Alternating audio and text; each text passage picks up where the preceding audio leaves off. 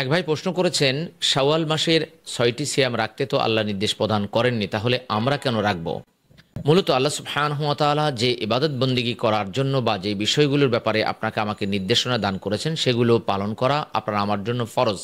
কিন্তু যেই বিষয়গুলোর প্রতি আল্লাহ সুবহানাহু ওয়া তাআলা কঠোরতা করেননি বরং উৎসাহ দান করেছেন, এমন বিষয়গুলো যদি আমরা পালন করি তাহলে সেটা আপনার আমার জন্য কল্যাণকর হবে, নফল ইবাদত বন্দিগি হবে। আল্লাহ সুবহানাহু ওয়া তাআলা ২ নম্বর সূরা আল বাকারার ১৮৪ নম্বর আয়াতে বলেন, ফামান তাতাওয়া খায়রান ফাহুয়া খায়রুল লাহ। অর্থাৎ যে ব্যক্তি স্বেচ্ছায় কোনো ভালো কাজ করবে সেটা তার জন্য কল্যাণকর হবে। আল্লাহ সুবহানাহু ওয়া তাআলা জানিয়ে দিয়েছেন যে আমরা যদি অতিরিক্ত কোনো কাজ করি যেটা আল্লাহ সুবহানাহু ওয়া তাআলা আপনাকে আমাকে নির্দেশ প্রদান করেননি, তাহলে সেটি আপনার আমার জন্য কল্যাণকর হবে। অন্য আয়াতে আল্লাহ সুবহানাহু ওয়া তাআলা বলেন, ফাস্তাবিকুল খায়রাত। অতএব তোমরা কল্যাণকর কাজে, দ্বীনের কাজে, ঈমানের কাজে, কোরআন সুন্নাহর কাজে প্রতিযোগিতা করো।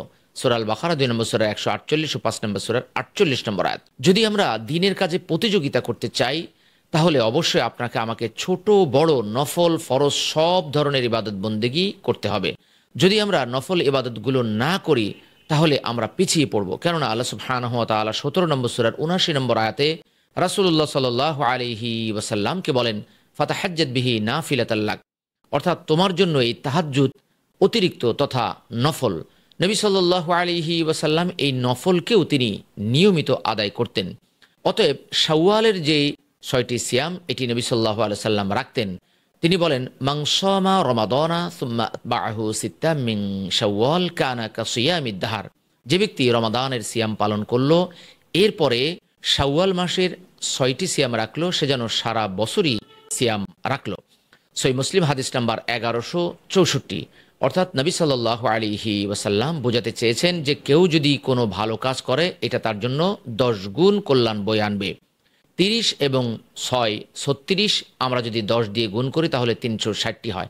আল্লাহ সুবহানাহু ওয়া তাআলা ৬ নম্বর সূরার ১৬০ নম্বর আয়াতে বলেন, মান জাআ বিল হাসানাতি ফালাহু আশরু আমসালিহা। যে ব্যক্তি কোনো ভালো কাজ করবে তার জন্য থাকবে ১০ গুণ প্রতিদান।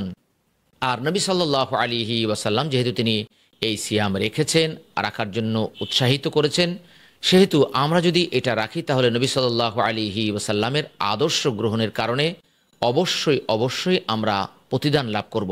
কেননা আল্লাহ সুবহানাহু ওয়া তাআলা ৩৩ নম্বর সূরার ২১ নম্বর আয়াতে বলেন, লাকাদ কানা লাকুম ফি রাসূলিল্লাহি উসওয়াতুন হাসানা। অবশ্যই রাসূলুল্লাহর মধ্যে তোমাদের জন্য রয়েছে উত্তম আদর্শ। নবী সাল্লাল্লাহু আলাইহি ওয়াসাল্লামের আদর্শ ছিল তিনি নফল ইবাদত বন্দিগিও করতেন ফরজের পাশাপাশি। এছাড়া নবী সাল্লাল্লাহু আলাইহি ওয়াসাল্লাম আমাদেরকে যা দেন তা গ্রহণ করার জন্য আল্লাহ সুবহানাহু ওয়া তাআলা নির্দেশ প্রদান করেছেন। তিনি বলেন, ওয়ামা আতাকুমুর রাসূলু ফাখুযুহু ওয়ামা নাহাকুম আনহু ফান্তাহু। আর রাসূলুল্লাহ তোমাদেরকে যা দেন তা গ্রহণ করো, আর যা থেকে তিনি বিরত থাকার নির্দেশ প্রদান করেন তা থেকে বিরত থাকো। অতএব আমরা যদি এই সিয়াম পালন করি তাহলে আল্লাহ সুবহানাহু ওয়া তাআলা অবশ্যই আপনাকে আমাকে প্রতিদান দিবেন এবং এই নফলের জন্য আমরা আল্লাহ সুবহানাহু ওয়া তাআলার পক্ষ থেকে প্রতিদান লাভ করব।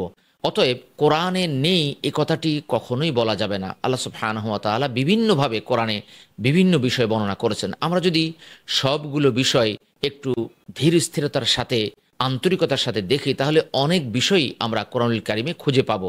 কোনো বিষয় এমনও রয়েছে যেটার ইঙ্গিত আল্লাহ সুবহানাহু ওয়া তাআলা কোরআনে দিয়ে রেখেছেন। সেই ইঙ্গিতের মাধ্যমে আমরা বুঝতে পারি যে অবশ্যই আমরা শাওয়ালের এই ৬টি সিয়াম রাখতে পারবো। অতএব এই ৬টি সিয়াম রাখার ব্যাপারে আপনাকে আমাকে অগ্রগামী হতে হবে, প্রতিযোগিতায় অবতীর্ণ হতে হবে। আল্লাহ সুবহানাহু ওয়া তাআলা আপনাকে আমাকে নফল ফরজ সব ধরনের ইবাদত বন্দি করে প্রতিযোগিতার মাধ্যমে সামনে এগিয়ে যাওয়ার তৌফিক দান করুক। আমিন।